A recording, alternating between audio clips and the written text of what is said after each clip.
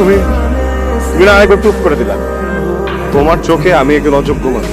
না না কথা বলো না একদম। আমি কথা বলতেছি, আমাকে কথা বলতে দাও। তোমার চোখে আমি একজন অযোগ্য মানুষ, জন্য পাশে ওভেন পাঠাই দিতাম, পাশে আলমারি পাঠাই দিতাম। এখন সে মানুষটা এতটুকু অযোগ্য হয়ে গেছে যে নিজের স্বপ্নটা পর্যন্ত দেখতে পারবে না। আমি গরিব, তোমাদের মধ্যে এত টাকা পয়সা আমার কাছে নাই, আমার বাপের কাছে নাই।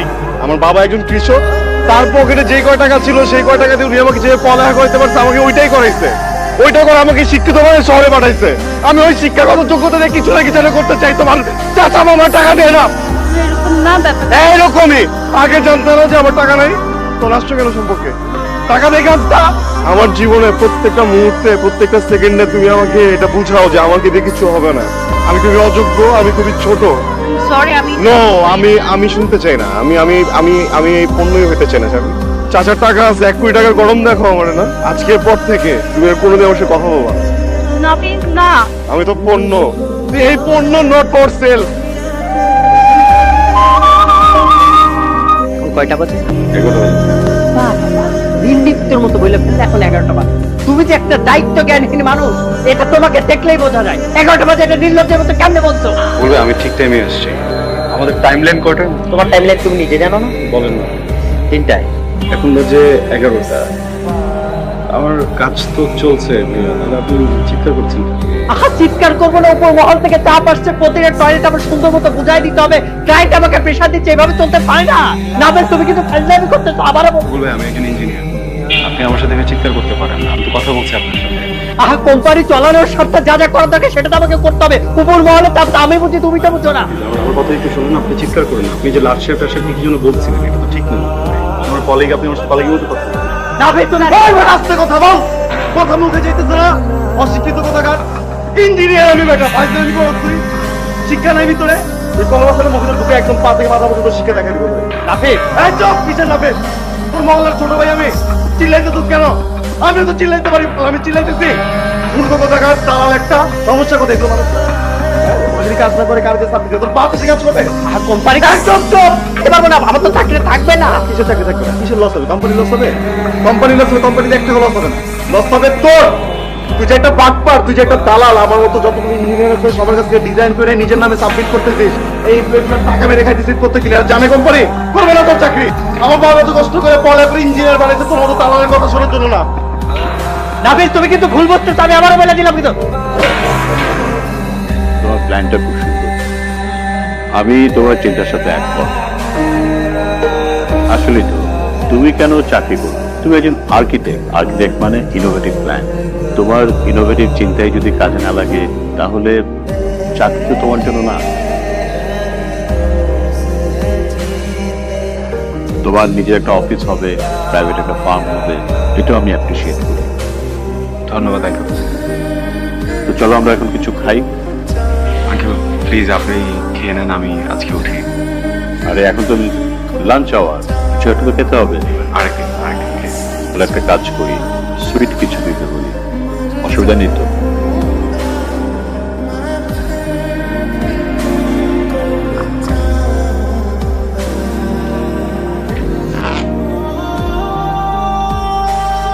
এটা কি? এটা তোমার প্রাইভেট ফার্মের জন্য আমার একটা ফিনান্স। শারমিন যখন প্রথম আমাকে বললো তখনই আমি ভেবেছি তুমি নিজে যখন কিছু শুরু করবে তোমাকে আমি সাপোর্ট করবো। এখন কেন? Please go ahead. আমি শুধু রিকোয়েস্ট করবো টাকাটা যেন নষ্ট না হয়। এজন্য না সবসময় বেশি বেশি ভাবে আপনাকে।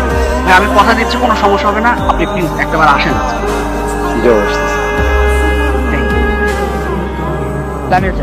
সাজি, কোথাও যেতে হবে না, বসো। তোমাদের ফ্রেন্ড নিশ্চয়ই তোমাদের সাথে সব কথা বলছে। আমি আমার জায়গাটা একটু ক্লিয়ার করতে চাই। দেখো, সম্পর্কটা তো মেলা দিনের, এটা নিয়ে নতুন করে বলার মতো আর কিছু নাই। আমি আসলে সম্পর্কটাই আর রাখতে চাচ্ছি না। আমি একটু ভয় পাচ্ছি। ওঠার ডিসিশন তুমি নিতে পারো না দেন। শারমিন, তুমি এই সম্পর্কটাকে এই পর্যায়ে নিয়ে আসছো। আমি যা যা করছি, যা যা করি রিলেশনশিপের জন্য সব আমাদের ফিউচারের কথা চিন্তা করে করছি। শারমিন, তোমার মনে আছে আমাদের প্রথম কথা দেখা হয়েছিল রবীন্দ্র সরোবরে? ছোট্ট কিছু বাচ্চাকে তুমি আইসক্রিম কিনে দিচ্ছিলে। আমি ভাবছিলাম তুমি হয়তো ওদের বড় বোন। এত সুন্দর একটা দৃশ্য, এত সুন্দর একটা মানুষ, খুব লোভ হচ্ছিল আমি তোমার সাথে কিছুক্ষণ কথা বলি। সেই কথা বলতে গিয়ে পরিচয়, সেই কথা থেকে সম্পর্ক, সেখান থেকে তুমি আমাকে গিফট দেওয়া শুরু করো। শুরুতে ছোট গিফট, তারপরে বড় গিফট, তারপর তুমি আমাকে টাকা দেওয়া শুরু করো। ইদানিং তুমি আমার ব্যবসারও মূলধন দাও। কিছুদিন পর দেখা যাবে আমার সংসারটাই তুমি চালাচ্ছ। শারমিন, তাহলে এই সম্পর্কতে আমার কন্ট্রিবিউশনের জায়গাটা কোথায় একটু বলো তো? শুধুই ভালোবাসা আর কিছু না? এটা বলছি কখনো? সবকিছু বলতে হয় না শারমিন। তোমার আর আমার এই সম্পর্কতে আমি শুধু তোমাকেই চেয়ে, অন্য কিছু চাইনি। আমি নিজের মতো করে কিছুই করতে পারতেছি না, সাধারণ একটা মানুষ আমি। যে আমাকে এত বড় বড় গিফট দিচ্ছ, আমি নিজেকে খুঁজে পাচ্ছি না।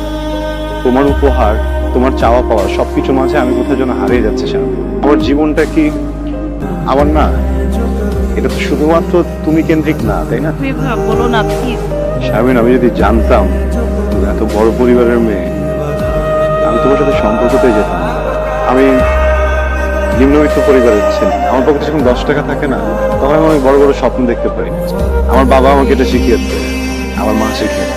কিন্তু তোমার এই উপহার প্রত্যেকদিন আমার স্বপ্নগুলোকে না ভেঙে ফেলতেছে। আমি না এইভাবে আমার স্বপ্নগুলো হারাতে চাই না। আমি এটা মানি না, আমি পারবো না। আমার জীবনের সব থেকে সুন্দর মুহূর্তগুলো তুমি আমাকে দিয়েছো। বিশ্বাস করো, এত সুন্দর মানুষ আমি কখনো দেখিনি। আর আমি জানি না আর কখনো এত সুন্দর মানুষ আমি দেখবো কি। আমি তোমাকে অনেক ভালোবাসি শারমিন, কিন্তু আমি নিজেকে হারাতে চাই না। তুমি আমার সাথে যোগাযোগ করো না। ভালো থেকো। সাজিদ, খেয়াল রেখো। খুবই সরি স্যার, খুবই চমৎকার একজন মানুষ।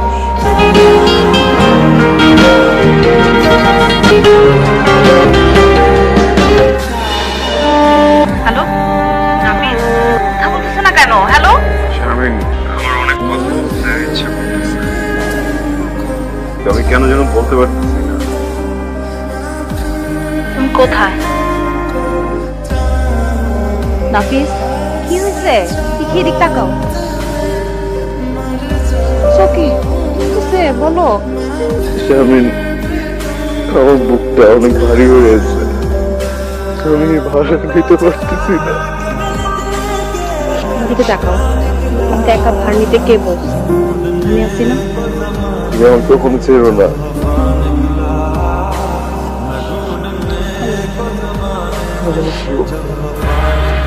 I love you too. I love you more.